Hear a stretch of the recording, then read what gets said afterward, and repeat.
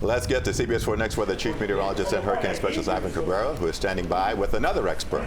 Better late than never there, folks, heeding the warning there, no question. All right, we are joined once again by National Hurricane Center Acting Director Jamie Rome. Jamie, just reading the weather prediction discussion, the mesoscale discussion that came out a few minutes ago. What are we thinking? Are there any changes that we're anticipating with how much rainfall we'll get? Is the flash flood threat becoming more significant for us here this evening?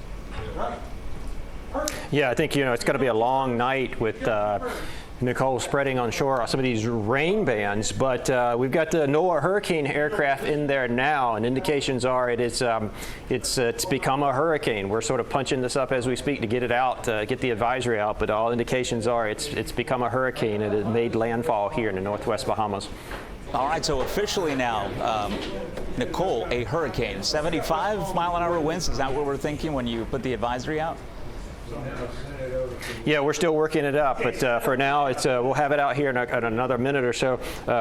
But for people here in South Florida, especially people, you can see this feature here with the stronger, more significant, impactful winds starting to approach, especially Palm Beach County.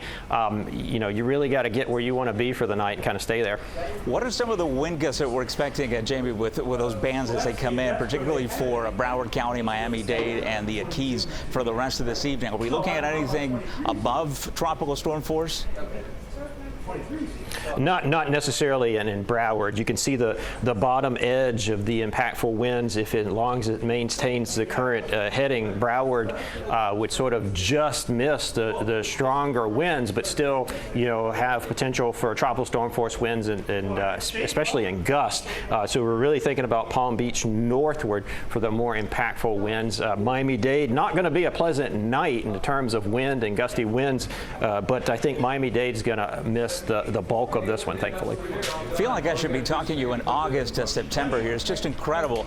A hurricane now, officially, Hurricane Nicole, will make landfall tonight somewhere along the east coast of Florida. How rare is that, and when was the last time Florida saw a hurricane hit the east coast? Well, storms in November are not rare at all. That's why hurricane season runs through the end of November.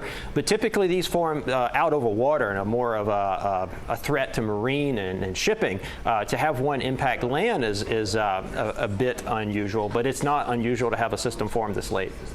All right, Jamie Rome there from the National Hurricane Center, and you heard it here first. Now, Nicole, officially a hurricane, data coming in from the hurricane hunters, and we'll have the latest advisory once the National Hurricane Center puts it out in just a couple of minutes, and we will be right back.